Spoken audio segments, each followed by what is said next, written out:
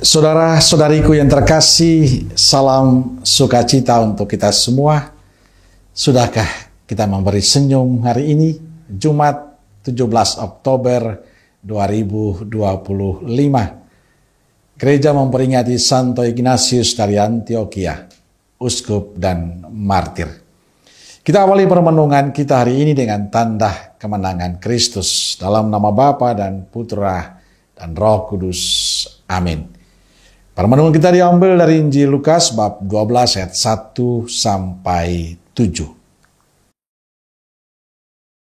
Sementara itu, beribu-ribu orang banyak telah berkerumun, sehingga mereka berdesak-desakan.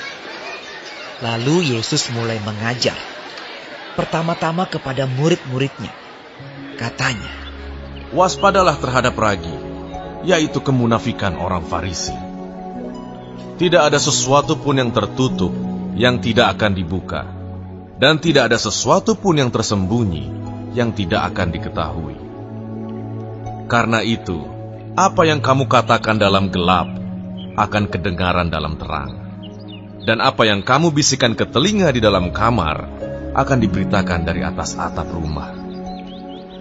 Aku berkata kepadamu, hai sahabat-sahabatku, janganlah kamu takut terhadap mereka yang dapat membunuh tubuh dan kemudian tidak dapat berbuat apa-apa lagi. Aku akan menunjukkan kepada kamu siapakah yang harus kamu takuti. Takutilah dia yang setelah membunuh mempunyai kuasa untuk melemparkan orang ke dalam neraka.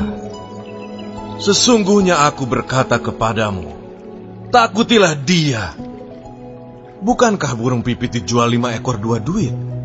Sungguh pun demikian, tidak seekor pun daripadanya yang dilupakan Allah.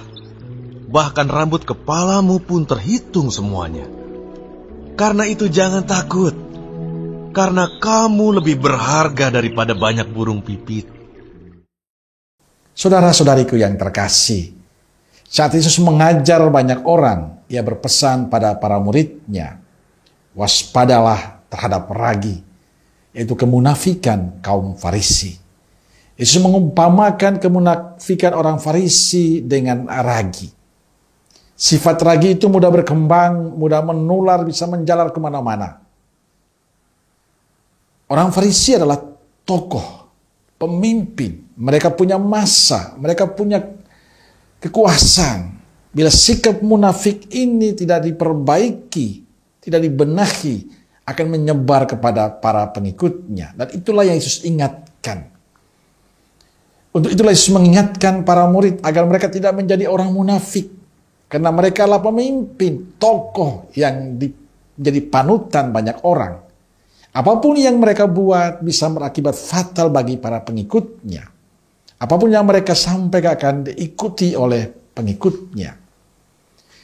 Yesus hari ini tidak hanya mengingatkan para murid tentang kemunafikan, tapi juga memberi peringatan pada mereka. Tiada sesuatu pun yang tertutup yang takkan dibuka, dan tiada sesuatu pun yang tersembunyi yang takkan diketahui. Yesus tegas mengatakan bahwa kemunafikan pada saatnya akan terbongkar. Allah lah yang akan membongkar semuanya itu. Saudara-saudariku yang terkasih, bagi kita pesan Yesus hari ini penting. Bisa jadi kita pun tertular kemunafikan orang Farisi. Bisa jadi kita memang hidup dalam kemunafikan. Maka kita perlu menyadari kemunafikan tidak hanya merugikan diri sendiri, tapi juga sesama kita yang lain. Maka kita perlu terus berjuang untuk menjadi orang yang jujur, orang yang tulus, orang yang benar. Sebab itu yang akan membuat kita bahagia dalam kehidupan. Kita tidak bisa lepas dari situasi keadaan yang kadang-kala mendorong orang menjadi orang yang tidak jujur. Yang kadang-kala mendorong orang menjadi orang-orang yang munafik dalam kehidupan ini. Dan kita bisa menemukan itu.